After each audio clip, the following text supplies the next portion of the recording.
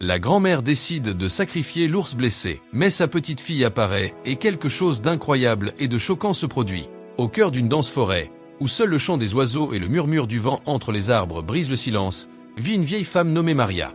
Maria est une figure de sagesse et de force, reconnue par tous dans les villages environnants pour sa connaissance profonde de la nature et de ses propriétés médicinales.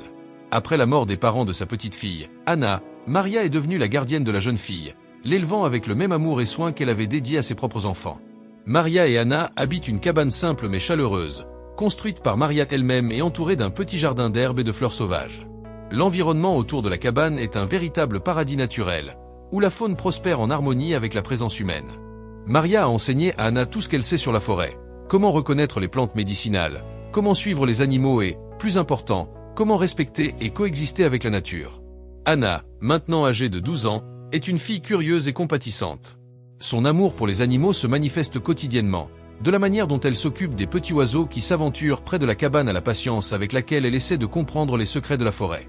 La relation entre Maria et Anna est marquée par une grande complicité et amour, et ensemble, elles forment un duo inséparable, apprenant et grandissant chaque jour.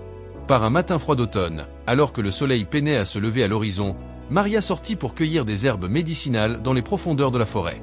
C'était un rituel qu'elle suivait depuis sa jeunesse, profitant des premières heures du jour pour trouver les plantes les plus fraîches et les plus puissantes. En marchant sur un sentier étroit couvert de feuilles sèches, Maria remarqua quelque chose d'inhabituel.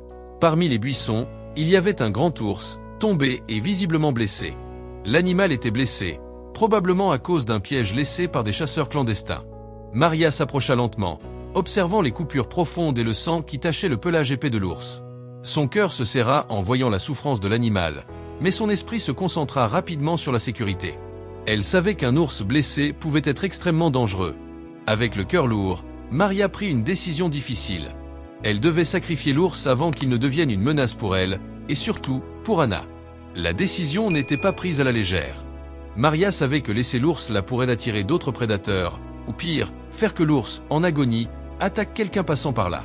Revenue rapidement à la cabane, Maria saisit son vieux fusil de chasse.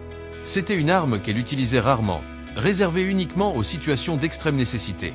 Pendant qu'elle chargeait le fusil, Maria pensait aux mots qu'elle devrait dire à Anna. La jeune fille ne comprendrait jamais, n'accepterait pas facilement une décision aussi dure. Mais c'était nécessaire, pour la sécurité des deux. En retournant à l'endroit où l'ours était allongé, Maria se préparait pour l'inévitable. Son esprit était résolu, mais son cœur pleurait pour la vie de ce bel animal. Juste au moment où elle était sur le point de tirer, elle entendit des pas rapides derrière elle. « Anna !» cria Maria, voyant sa petite fille émerger de la forêt, le visage empreint d'inquiétude. « Que fais-tu ici ? Retourne à la cabane maintenant !» Anna, haletante et les yeux brillants de détermination, courut vers sa grand-mère. « Non, grand-mère, s'il te plaît. Nous pouvons le sauver. Donne-moi une chance. Je sais que nous pouvons l'aider. » Maria resta immobile un moment, le fusil toujours dans ses mains tremblantes. La détermination dans les yeux d'Anna était palpable, un reflet de la passion et du courage qu'elle cultivait depuis petite. Maria soupira profondément, abaissant lentement l'arme. Elle savait que discuter avec Anna à ce moment serait inutile, mais elle savait aussi que céder complètement pourrait être dangereux. « D'accord, Anna, dit Maria, sa voix chargée d'inquiétude. Essayons, mais tu dois comprendre que la situation est dangereuse. Cet ours peut réagir de façon imprévisible. » Anna acquiesça vigoureusement, les yeux toujours brillants d'espoir. « Merci, grand-mère. Je promets que nous réussirons. Fais-moi confiance. » Prudemment, elles s'approchèrent de l'ours. Anna commença à examiner les blessures de l'animal, appliquant ce qu'elle avait appris de Maria sur les plantes médicinales et les premiers secours. Pendant qu'Anna travaillait, Maria maintenait un regard vigilant, prête à intervenir si l'ours se montrait agité. Les jours qui suivirent furent remplis de défis. Anna consacrait tout son temps aux soins de l'ours, tandis que Maria supervisait, partagée entre la peur et l'admiration pour la détermination de sa petite fille. Chaque jour, l'ours semblait gagner un peu plus de force, répondant aux soins attentionnés d'Anna. Cependant, la récupération était lente et exigeait patience et effort constant. Un soir, alors qu'Anna dormait épuisée après une longue journée de soins, Maria s'assit près du feu, ses pensées retournant à un passé douloureux. Le crépitement des flammes semblait faire ressurgir des souvenirs depuis longtemps enfouis. Des années auparavant, Maria avait trouvé un loup blessé près de la cabane. À l'époque, elle était plus jeune et peut-être plus impulsive. Elle décida d'aider le loup, croyant pouvoir le guérir avec ses connaissances en herboristerie. Mais le loup, dans sa douleur et son désespoir, avait attaqué, blessant gravement le mari de Maria. L'incident avait laissé des traces profondes, tant physiques qu'émotionnelles. Son mari ne s'était jamais complètement remis des blessures, et la culpabilité que Maria portait l'avait accompagnée pendant de nombreuses années. C'était cette expérience qui avait façonné la prudence de Maria envers les animaux sauvages blessés. Elle avait appris de la manière la plus difficile que la compassion sans prudence pouvait avoir des conséquences tragiques. Ce souvenir douloureux était la raison pour laquelle elle hésitait tant à laisser Anna s'occuper de l'ours. Mais en voyant la détermination et le soin de sa petite fille, Maria commença à se demander si elle avait raison de laisser la peur du passé dicter ses actions présentes. Une nuit, alors que Maria réfléchissait à ses souvenirs, Anna se réveilla et la rejoignit auprès du feu. « Grand-mère, ça va ?» demanda-t-elle, remarquant l'expression distante sur le visage de Maria. Maria sourit, mais c'était un sourire triste. « Oui, ma chérie. Je pense juste à certaines choses du passé. » Anna s'installa à côté de sa grand-mère, sentant qu'il y avait quelque chose de plus que Maria voulait partager. « Tu veux en parler ?» Maria hésita, mais finalement décida qu'Anna méritait de connaître la vérité. « Il y a de nombreuses années, j'ai trouvé un loup blessé, tout comme nous avons trouvé l'ours. J'ai essayé de l'aider, mais il a fini par attaquer ton grand-père. Il ne s'est jamais complètement remis, et je porte cette culpabilité depuis lors. » Anna resta silenciosa, traitant la revelation. « Je comprends maintenant pourquoi tu es si inquiète, grand-mère. Mais cet ours, il semble différent. Il n'a pas essayé de nous blesser. » Maria acquiesca lentamente. Oui, il y a quelque chose en lui, une tranquillité, une compréhension. Peut-être que tu as raison, Anna. Peut-être que nous pouvons le faire, ensemble. À partir de ce moment, la relation entre Maria et Anna s'approfondit encore davantage. Elles se mirent à travailler ensemble dans les soins de l'ours, combinant la sagesse et l'expérience de Maria avec l'énergie et la compassion d'Anna. La confiance mutuelle et le soutien indéfectible renforçaient non seulement la santé de l'ours, mais aussi les liens familiaux. Le processus de récupération continuait, et avec chaque petit progrès, l'espoir grandissait. Anna et Maria apprenaient, non seulement sur la guérison et la compassion, mais aussi sur le pardon et la surmontée. L'ours, qui représentait initialement un risque, se transformait en un symbole de résilience et de renouveau.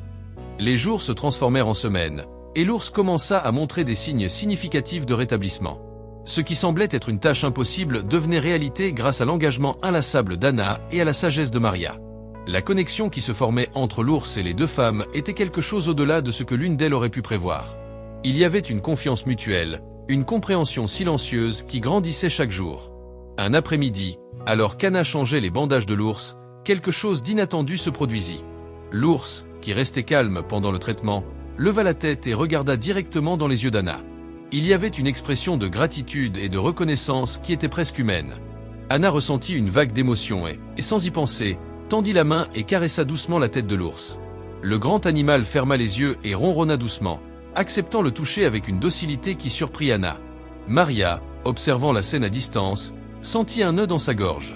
La vue de sa petite fille, si courageuse et compatissante, prenant soin d'un ours que beaucoup considéraient comme une menace, lui fit monter les larmes aux yeux.